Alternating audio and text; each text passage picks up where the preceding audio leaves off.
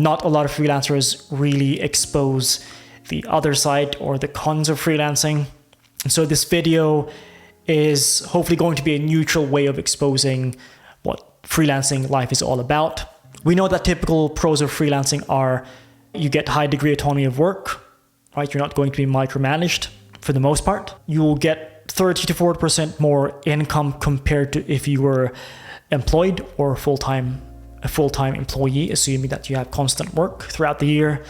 And finally, there's just a bit more freedom and flexibility towards it. Some of the typical cons of freelancing are it is still work, right? It's not like you can coast by freelancing. You have a specific task to do and you are going to be tracked from day one. Second is you need a pipeline of clients, right? You can't expect to work with one client or one agency and expect that relationship to be long-term. Right? So hence you need to have multiple clients, and potentially because of the fact that it may be more competitive than full-time employment. I mean, keep in mind you're going to be competing with A players, people at the top of their game within that specific field, whereas full-time employment generally you might be competing with mid-level or even junior people for that specific role. Beyond those pros and cons, as someone who has done freelancing between 2021 and 2023, then back to employment, and then now back again to freelancing, and the fact that I've also earned 6 figures in freelancing, I want to give you 7 brutal facts about freelancing that most freelancers don't talk about. So the first one is your digital presence is your new CV. So whether you're pitching directly to a client or you're being pitched by a recruiter to the end client, you're going to have to still interview for the role. You still have to send your CV.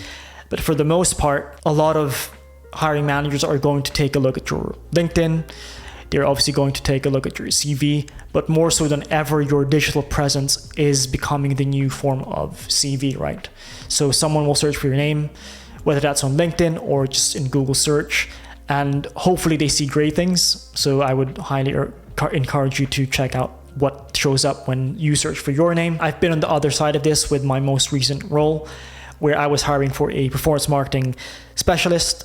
The first thing I did was obviously open their CV, but look if they have a LinkedIn profile. If they don't have a LinkedIn profile, or I can't even search for their name within LinkedIn, it's an easy no for me. If they do have a LinkedIn, I'll check it out. And I actually use their LinkedIn as a way to analyze if they're fit for the role or even if I should interview them. So definitely start to evaluate your online presence and start to work on that. I predict that CVs will be eradicated and your online presence will be the new CV, especially if you're a marketer. Next is you've got to love sales. You have to love pitching yourself, and dare I say, you have to enjoy networking. Now, this fact can be quite nuanced depending on the role that you're in. Let's say if you're a writer or a graphic designer, I guess it's a bit more okay to be introverted. But either way, you still have to, again, you still have to sell yourself, you still have to pitch yourself. During that interview process, they're going to take a look at obviously your experience, but your personality as well, right? And you want to expose that personality. I'm not saying that you necessarily have to be overconfident, over zealous, or faking it, but you need to have an extra bit of juice to get the other person to be excited about even talking to you. So part of that is really enthusiasm, right? You need to have enthusiasm within the way you present yourself, your work, and more importantly, why should they hire you or at least consider hiring you? That's going to be a constant process. Whereas my experience with interviewing for full-time roles, it's slightly more formal. With freelancing, it's a bit more informal and it's a bit more fast-paced, right? Onto the networking aspect. So there's this cliche quote that your net worth is equivalent to your net work.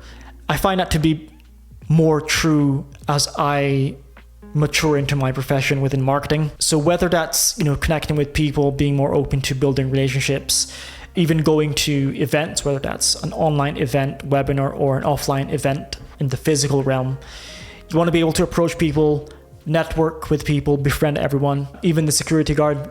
You don't know who's watching. You don't know who's going to be remembering your name when the relevant opportunity needs you or needs to be where you need to be called upon. People are watching, believe it or not. And just to close that point off, in terms of networking, I actually dislike the word networking. I would rather build positive human connections with people. So whenever I try to meet someone, I try to get to the core who this person is.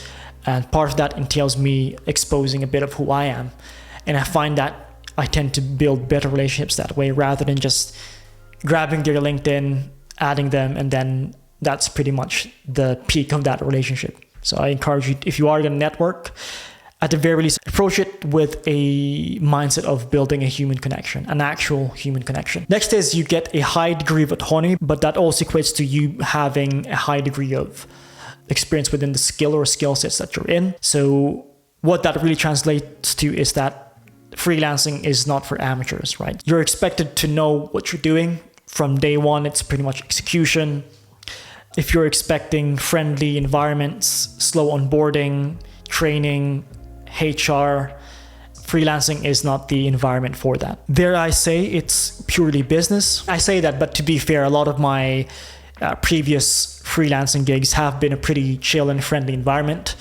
But just keep in mind going into it, you do have to know what you're doing. You need to know what you're talking about. If you don't, you will be caught out pretty quickly. So I think just a bit of tidbit advice here is if you are interviewing for a freelancing or contracting gig, make sure that you clarify expectations with your main point of contact or your main line manager. So at the very least, you can at least meet those expectations. Next is seasonality is a massive factor. There's going to be cohorts or seasons in your freelancing venture where there's going to be a lot of opportunities, and vice versa. You're going to have seasons where there aren't a lot of opportunities.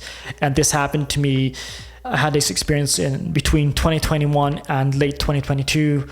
Lots of opportunities left and right coming. Some of those opportunities they were coming directly to me, but within 2023, that was no longer the case, hence me going back into full-time employment. And so that's something to be mindful of. If you have a family to feed, you have responsibilities, maybe you have a mortgage, I would definitely be clear about that brutal fact. The advice there would be definitely work with multiple clients. Have a pipeline of clients you're already potentially going to be starting to work with within the next couple of weeks, maybe months.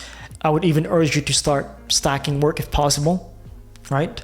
That's one of the benefits of freelancing is you're not employed to just one company. You are a company that works with multiple companies. If you can manage the stress, the workload, and multiple meetings, I would definitely do it. So the cherry on top there is it's not all doom and gloom, right? You can use that seasonality aspect for you, where you're going to have seasons where you're unbelievably busy, you're making a lot of money, you're rapidly upskilling, you're working with multiple clients. We can have a season where you're a bit more relaxed, you're potentially more in rest mode. I personally know a freelancer who had this approach where she would work on a 2-month contract, take 2 weeks off and go on holiday somewhere in Europe, and then repeat that cycle over and over. So again, being a freelancer means that your opportunity is going to be very seasonal. Next is you are forced to learn quick. With freelancing job specifications, they tend to be very lackluster, and sometimes they're not the most detailed job specs. The role might say we need someone who can do A, B, C, but in reality, you're doing X, Y, Z.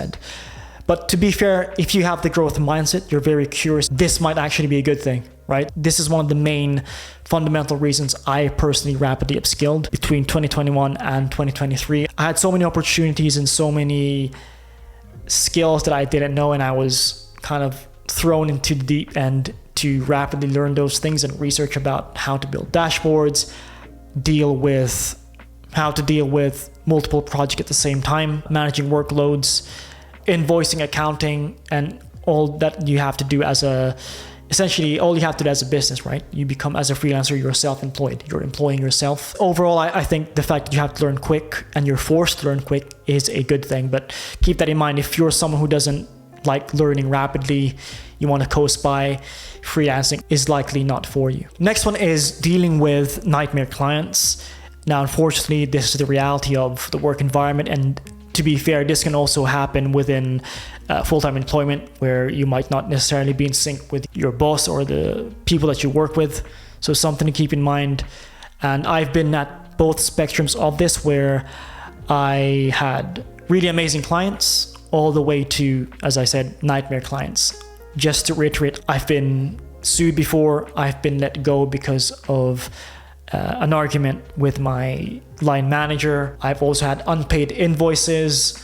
I've also had a 1-year contract abruptly end because they wanted someone full-time / in-house instead. So you're going to potentially experience this within your freelancing venture. My take here is take the wins, take the losses, learn from it, be better next time, and then move on. At the end of the day, it's just business. If it doesn't work out with the current client, like I said, move on, learn from it. There's always going to be the next thing. Finally, you want to be everywhere in every platform, and you do need to hustle. So this is definitely one that I need to take on as well. So for someone going back into freelancing, but definitely if you're starting out within the freelancing, joining the gig economy, linking back to your digital presence, definitely work on that.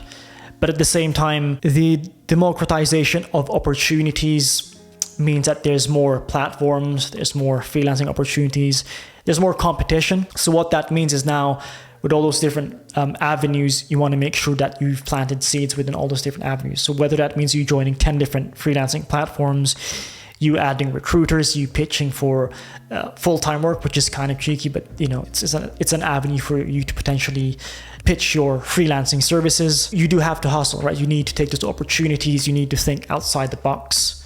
Again, this goes back to the idea that you're now self-employed and you need to be responsible for your business. You need to be responsible for you. And then in summary, freelancing is really learning to dance in the chaos. Overall, for me, it's a positive experience. There's loads of videos on YouTube giving you advice on what to do before doing freelancing, so I would check those out. If it wasn't for freelancing, I wouldn't have rapidly upskilled, I wouldn't have earned 6 figures, and I wouldn't have met some really incredible people, and I've made some deep, meaningful relationships because of freelancing. And so if you're thinking about freelancing, definitely go for it if I haven't deterred you yet. If you have any questions, leave them in the comment section below. I'm going to directly reply to those. Thanks for watching the video. Till next time. Peace.